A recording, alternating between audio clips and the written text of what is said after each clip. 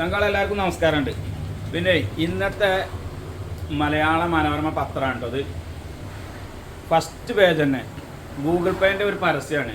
ഇതിൽ പറയുന്നത് ഗൂഗിൾ പേ വഴി റീചാർജ് ചെയ്താൽ ഫസ്റ്റത്തെ റീചാർജിന് 51 രൂപ വരെ ഉറപ്പായ ക്യാഷ് ബാക്ക്. അതായത് ഗൂഗിൾ പേ വഴി ആരും റീചാർജ് ചെയ്തിട്ടില്ലെങ്കിൽ ഫസ്റ്റാണ് റീചാർജ് ചെയ്യണമെന്നില്ല ഓൽക്കാണ് ഒരു വട്ടമൊക്കെ കിട്ടില്ല എന്ന് നമ്മൾ പറയില്ല. ഒന്ന് രണ്ട് കാര്യങ്ങൾ സൂചിപ്പിക്കാണ്ട്.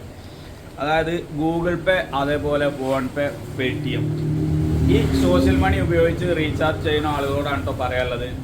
ഞാനൊരു കച്ചവടക്കാരനാണ്, റീചാർജും കാര്യങ്ങളൊക്കെ ചെയ്യുന്ന ഒരു പാവപ്പെട്ട ഒരു കച്ചവടക്കാരനാണ്. അപ്പോൾ അതുകൊണ്ട് ഇത് കണ്ടതുകൊണ്ട് എനിക്ക് പറയാതിരിക്കാൻ എന്തായാലും വയ്യ. കാരണം ഇത്തരം പബ്ലിസിറ്റിയിൽ ഒരു പരസ്യത്തിൽ ഒരു പേപ്പറിൽ ഇങ്ങനെ പരസ്യം കൊടുക്കുമ്പോൾ നമുക്ക് അത് പറയാതിരിക്കാൻ വയ്യ. കാരണം എന്താണെന്ന് ചോദിച്ചാൽ ഒരുപാട് സാധാരണക്കാരായ കച്ചവടക്കാർ, മൊബൈൽ റീചാർജും ഇതൊക്കെ ആയിട്ട് ഇരിക്കുന്ന കച്ചവടക്കാർ റൂമിന് വാടകയും കാര്യങ്ങളൊക്കെ കൊടുത്തുകൊണ്ട് പഞ്ചായത്ത് ലൈസൻസ്, തൊഴിൽ നികുതി, മറ്റുള്ള ടാക്സുകൾ ഇതെല്ലാം അടച്ചുകൊണ്ടിരിക്കുകയാണ് ഈ കച്ചവടക്കാർ. ഇങ്ങനെ ഇരിക്കുമ്പോൾ നമ്മൾ എന്ത് ചെയ്യും? നമുക്ക് വേണ്ട സാധനങ്ങൾ ഉപ്പ് മുതൽ കർപ്പൂരം വരെ എന്നറിയുന്ന മാതിരി എല്ലാ സാധനങ്ങളും നമ്മൾ ഓൺലൈനിൽ വാങ്ങാം. നമ്മൾ ഓൺലൈനിൽ നിന്ന് വാങ്ങണ്ടെന്നൊന്നും പറയില്ല. കാരണം നിങ്ങൾ കിട്ടാത്ത സാധനങ്ങൾ ഓൺലൈനിൽ വാങ്ങിക്കോളി. പിന്നെ വില കുറവ് തോന്നുന്നുള്ള സാധനങ്ങൾ ഓൺലൈനിൽ വാങ്ങിക്കോളി. ഇതിപ്പോൾ എന്താണെന്ന് ചോദിച്ചാൽ ഒരുവിധം എന്ന് പറഞ്ഞാൽ ഒരു 65% സാധനങ്ങൾ ഇപ്പോൾ ആളുകൾ ഓൺലൈനാണ് വരുന്നത്. ഓൺലൈൻ കച്ചവടങ്ങളാണ് നടക്കുന്നത്. നമ്മൾ സാധനങ്ങളൊക്കെ ഓൺലൈനിൽ വാങ്ങും. എന്തെങ്കിലും പിരിവ് വല്ല പള്ളിൻ്റെതോ അമ്പലത്തിൻ്റെതോ വല്ല ഗാനമേള അല്ലെങ്കിൽ വയല് ഇങ്ങനെയുള്ളതൊക്കെ എല്ലാം കൊടുക്കാനുള്ളത് കച്ചവടക്കാർ. ഇതൊന്നും ഓൺലൈൻ കമ്പനിക്കാർ ആരും തരൂല. ഞാൻ പറയുന്ന ഞാൻ ആരെയും അടച്ചാക്ഷേപിക്കല്ല. നാട്ടിൽ നടക്കുന്ന ഒരു സംഭവമാണ് ഞാൻ ഇപ്പോൾ പറയുന്നത്. ഏത് സംഗതി നമ്മൾ വാങ്ങുകയാണെന്നുണ്ടെങ്കിലും ഓൺലൈന്, റീചാർജ് ആണെങ്കിലും ഓൺലൈന്, എല്ലാ സാധനങ്ങളിലും ഓൺലൈനിൽ. നമ്മളൊരു പന്തളി ഉണ്ടെന്നുണ്ടെങ്കിൽ പിരിവ് കച്ചവടക്കാരത്. ഈ ഓൺലൈനിൻ്റെ കമ്പനി ഗൂഗിൾ പേ, പേടിഎമ്മോ മറ്റുള്ള കമ്പനിക്കാരും നമുക്ക് ഒരു പൈസ നമുക്ക് പിരിവിനോ കാര്യങ്ങൾക്കോ ഒന്നും തരൂല.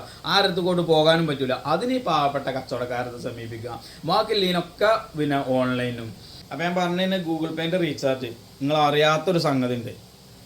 ഇനി അറിഞ്ഞിട്ട് പിന്നെയും ചെയ്യണമെന്നുള്ളത് അതും അറിയില്ല കേട്ടോ. കാരണം ഗൂഗിൾ പേയും പേടിഎമ്മും ഫോൺ പേ ഒക്കെ ഇപ്പോൾ സർവീസ് ചാർജ് ഈടാക്കി. നമ്മൾ ഈ റീചാർജ് ഒരു കൺവെർട്ടിങ് ചാർജ് എന്തൊക്കെ പറഞ്ഞാണ്ട് 2 രൂപയോളം ഒരു എക്സ്ട്രാ വാങ്ങുന്നുണ്ട്. നമ്മൾ 299 രൂപ റീചാർജ് ചെയ്യുമ്പോൾ ₹1.90 പൈസയും എക്സ്ട്രാ കൊടുക്കുക. അപ്പോൾ 299 പ്ലസ് 190 ₹390 പൈസയും.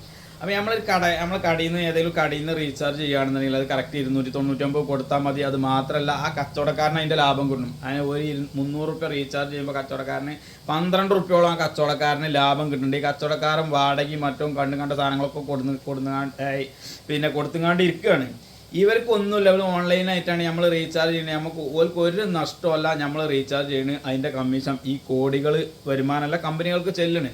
അപ്പോൾ ഞാൻ പറഞ്ഞില്ലേ, പിരിവും കാര്യങ്ങളൊക്കെ നമ്മൾ നാട്ടിലത്തെ കച്ചവടക്കാർ ബാക്കില്ല. നമ്മൾ സാധനം വാങ്ങുന്നതും മറ്റുള്ള സംഗതികളൊക്കെ നമ്മൾ ഓൺലൈന്. അപ്പോൾ ഈ ഗൂഗിൾ പേ മറ്റോ മറിച്ചതൊന്നും നമുക്ക് ഉപകാരമുള്ള സാധനം അല്ല എന്ന് ഞാൻ പറയുന്നില്ല. നല്ല ഉപകാരമുള്ള സാധനമാണ്. കാരണം നമ്മളെ ബാങ്ക് പോകാതെ നമ്മളെ പൈസ അക്കൗണ്ടിൽ അയക്കാനും മറ്റും കാര്യങ്ങളൊക്കെ നടക്കുന്നുണ്ട്. ഈ റീചാർജ് ചെയ്യുന്നതും ഒരു സൗകര്യം തന്നെയാണ്. അല്ലാന്ന് നമ്മൾ പറയുന്നില്ല. കൊടുക്കുമ്പോൾ ഒക്കെ റീചാർജ് ചെയ്യണം. സാധാരണക്കാരനെ സംബന്ധിച്ചിടത്തോളം, ജനങ്ങളെ സംബന്ധിച്ചിടത്തോളം, ഒരു കസ്റ്റമറെ സംബന്ധിച്ചിടത്തോളം, ഞാൻ കസ്റ്റമർ ഭാഗത്തു നിന്ന് പറയുകയാണെന്നുണ്ടെങ്കിൽ അത് നല്ലൊരു സൗകര്യമുള്ള സംഭവമാണ്. നമ്മൾ ഏത് സമയത്തും എപ്പോഴും ഏത് ടൈമിലും നമുക്ക് റീചാർജ് ചെയ്യുക, എവിടെ വെച്ചും റീചാർജ് ചെയ്യുക. അത് നല്ലൊരു സൗകര്യമാണ്. പക്ഷേ നമ്മൾ ആ സൗകര്യത്തിൻ്റെ ഇടയിൽ നമ്മൾ മറ്റ് ചില സംഗതികൾ നമ്മൾ മറന്നു പോകുന്നുണ്ട്. പാവപ്പെട്ട സാധാരണക്കാരായ ഒരുപാട് കച്ചവടക്കാരെ നമ്മൾ മറന്നു പോവുകയാണ്. നമ്മൾ ഈ ഓൺലൈനിൽ സാധനം വാങ്ങുന്നതും ഇങ്ങനത്തെ സംഗതി ചെയ്യുന്നതിൻ്റെ ഇടയിൽ നമ്മൾ ഇതുപോലുള്ള സംഗതികൾ നമ്മൾ മറന്നു പോവുകയാണ്. അപ്പോൾ അത് ഒന്ന് ഓർമ്മപ്പെടുത്തുക എന്ന് മാത്രമേ ഉള്ളൂ ഞാൻ ചെയ്യണത്. അപ്പോൾ എന്താ വെച്ചാൽ നമ്മൾ ഈ റീചാർജും കാര്യങ്ങളും ചെയ്യുമ്പോൾ നമ്മളെ കടയിൽ നിന്ന് ചെയ്യുമ്പോൾ ഇങ്ങനെ ഒരു സംഭവങ്ങളുണ്ട്. ഒരു മാസത്തെ റീചാർജിന് ഒരു 12 രൂപ ആ ഒരു കച്ചവടക്കാരന് കൊടുക്കുന്നുണ്ട് നിങ്ങൾ. മറ്റത് നമുക്ക് നഷ്ടമല്ല.